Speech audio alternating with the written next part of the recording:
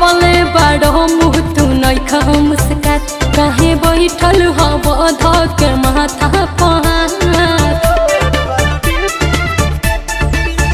लटकवले बाड़ो मुँह तू नइखा मुस्कात काहे बैठल हवा धक माथा पहाड़। अरे ऑनलाइन लो अब न करब गम में डूबल बानी धोखा खा के।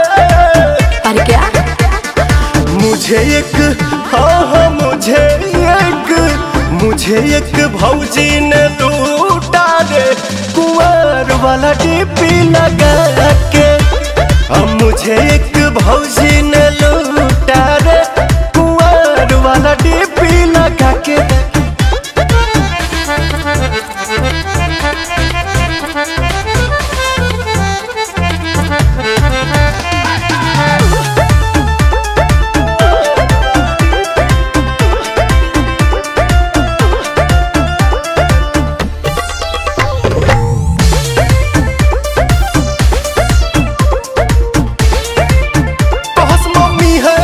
साथ न करस वीडियो कॉल पे बात तजा तेरा लिखी सियात फोनवा दे तेरा लिकाट।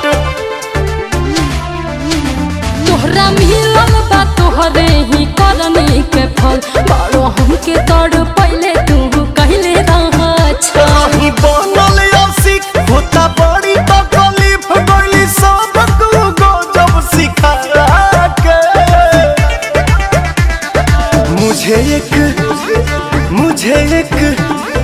मुझे एक भौजी ने लूटा रे कुंवर वाला डीपी लगा के।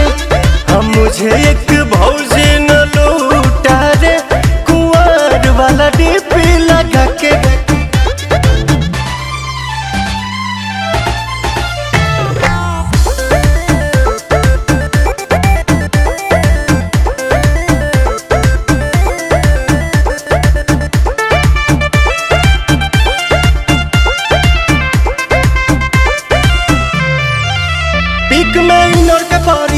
बुराई कैसे करी तसैया वाला होके कैली धोखा धड़ी। छोड़ा जाए दाना कैला तू गलती जवन अफसोस मत कर प्रिय दरसी पवन। देहो कैसे भुलाई दिली आदत धराई रातों रात भर हमसे बतिया के। मुझे एक भौजी ने लूटा रे कुंवर वाला डीपी लगा के। मुझे एक भौजी ने लूटा रे कुंवर वाला डीपी लगा के।